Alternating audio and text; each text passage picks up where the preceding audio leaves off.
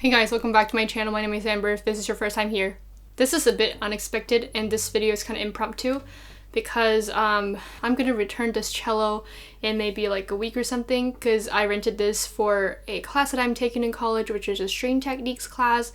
It's a ton of fun, but not really, not all the times, which is how life goes. But yeah, so today I want to talk about something I've kind of learned over the past few months regarding learning the string instruments, especially the cello, and basically rant about, learning an instrument that is really, really far away from the instrument that you're majoring in, and also learning an instrument online, as well as the mental and emotional preparation for learning an instrument or practicing. There's always going to be a positive cycle and a negative cycle, and I want to talk about both of them because that's what happened to me regarding, learning cello and the violin. Wait, let me just grab her. There she is. Look at how orange you are, girl. Girl, look how orange you look, girl. Oh, by the way, I'm speaking English today. Oh my gosh. Well, if this is the first video you're watching of me, then hi, my name is Amber. I am a composition major. On this channel, I do Sims videos, makeup videos, chatting videos, and music videos. And today is a chatty music video because I don't want to play. Playing kinda hurts, which I'll get into later. So if you like this video, please go ahead and like and subscribe to my channel. I honestly think it's really important to kind of put the messages I'm thinking out there because I feel like it's kind of related to music education in some way. So the first thing I want to talk about is learning an instrument and a family of instruments that is or are super, super, super non-related to the instrument that I am working on and have been working on for years, which is French horn. And how difficult that is. So I play the French horn, right? And it's a wind instrument, it's a brass instrument, which means you have a more intimate connection with the instrument because, you play it with your lips and like the vibration and stuff, and the horn resonates with your lips basically. So that is kind of a weird concept to translate onto the cello or the violin because you can't just and let it ring because it just doesn't want to. So I don't want to talk about the differences because there are a lot and it is very visible. Cello and violin both are string instruments that are bowed. You need a lot of kind of finger and arm gestures and movements, but for a horn it's more on the lip and on the kind of belly area because you need to push your air out. And so for that aspect, it's really, really different. But there are also things that I found kind of like a middle ground between, cello and the horn is that first, the quote-unquote air or like the tendency or like, the strength, whatever you want to call it. Basically, if you're playing an articulation or articulated set of notes, you have to keep the air consistent and kind of slicing the air with your tongue, basically slicing a stream of water with your knife.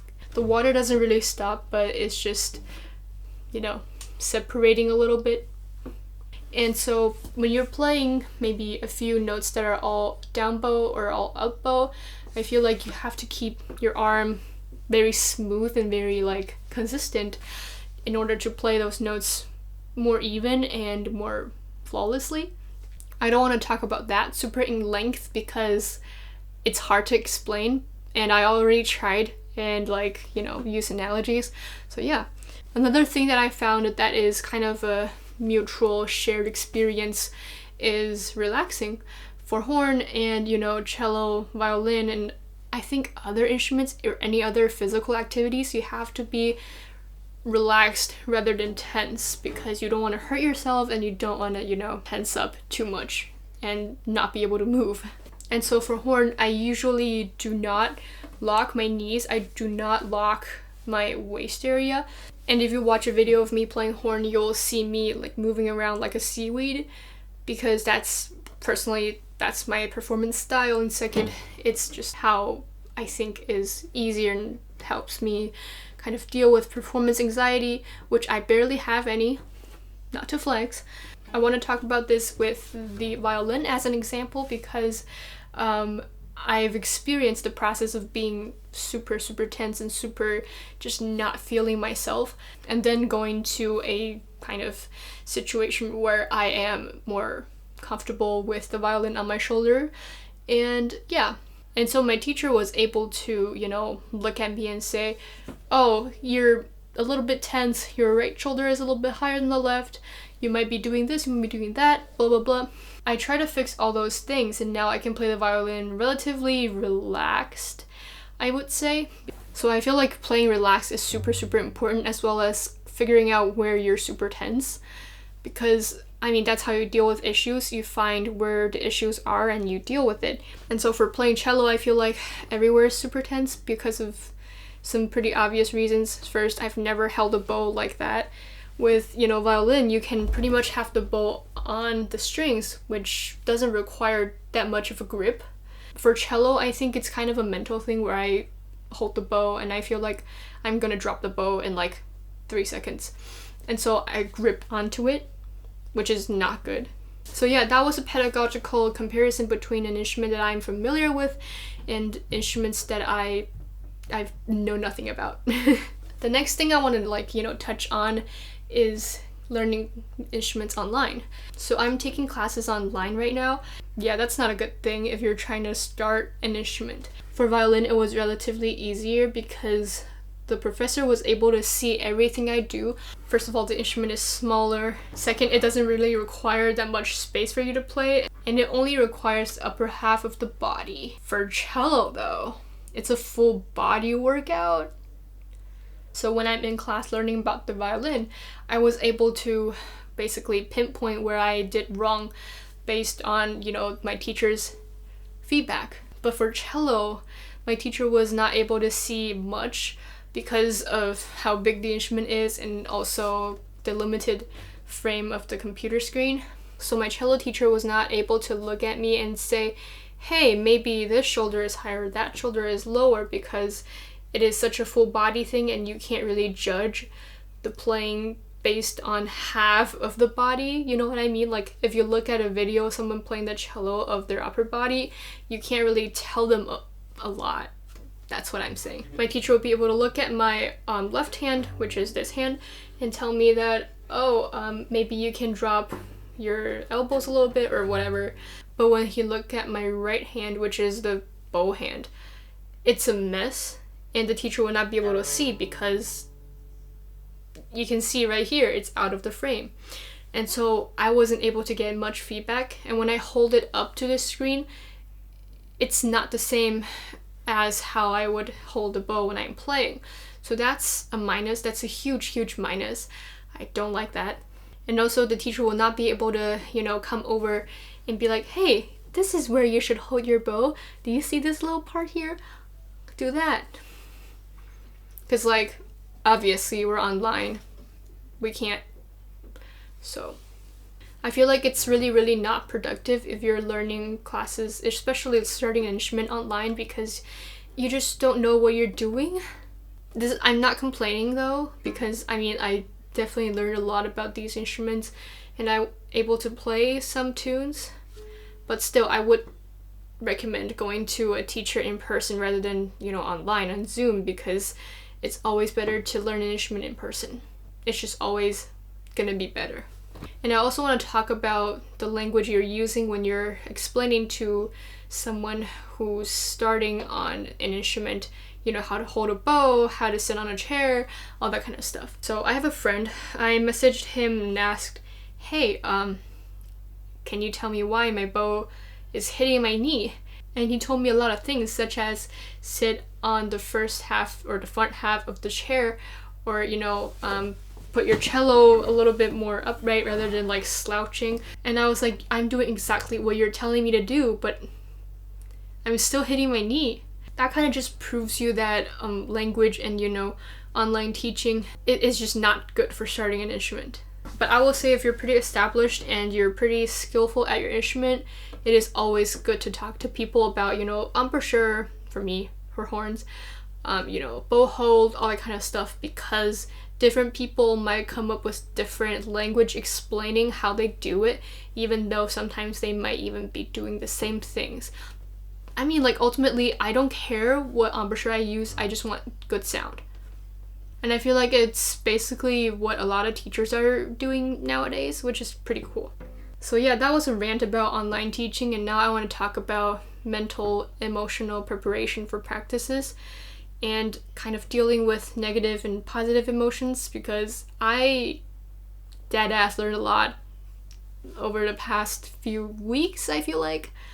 So for me, starting the cello, I was super excited because I have been wanting to play the cello and like just play around with it, because it's such a good sounding instrument. I feel like it's really, really cool.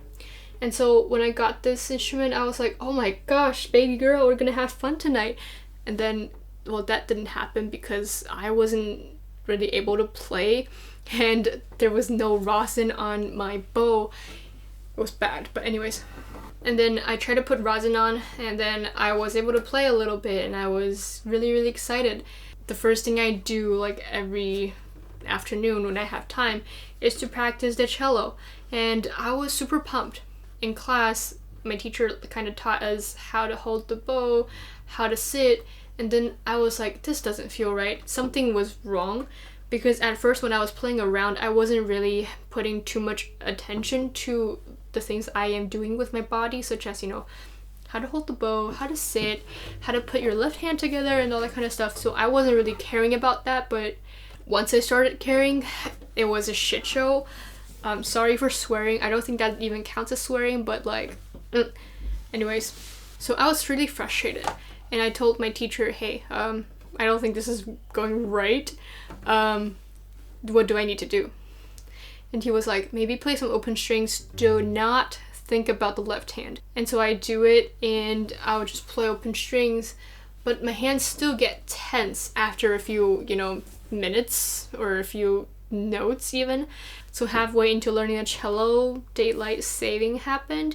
And so my time, the class would be at 11 p.m. to 12 a.m., which is super, super late, and you should not be playing any instrument at that time. So I was not even able to play in class with the people, and I was just sitting there watching, and that was not super productive because I wasn't able to play. And before daylight saving, I play in class and I practice maybe 3 times a week, but after that I don't practice as much as I should. I do feel like one big purpose of the class is to get us, you know, as composers or music educators, to be familiar with the instrument and be able to pick it up and just play. I feel like that's an important skill. Oh, there's a kit missing in the cello section. I'll be able to do it. Yeah, whatever. That's kind of cool if you're a teacher, right? So my emotions associating the cello wasn't super, super bright because of all the technical difficulties and feeling left out, but it was okay. I'm still playing it. I played it today, and I'm super motivated as well, but you know, I'm returning it, so I was like, I probably should play more and like get the money back, you know. I feel like all musicians can relate to that feeling when you just feel like you're not good enough for the instrument you're playing. But that's not true, and I hope you guys keep working on instruments that you're working on, keep working on compositions you're working on, keep working on, I guess, music education and, you know, pedagogy if you're working on that, music theory, all that kind of stuff. You need to work hard in order to achieve your goal. But I will say, be relaxed, don't be super tense, do not learn classes online, especially if you're starting an instrument, and also learn to find things that motivate you or demotivate you. I don't know, I'm just rambling right now, and yeah, I hope you guys liked this video. If you liked it, please subscribe to my channel and like this video, comment something you want to talk about, and then I think that's it. Yeah. Bye.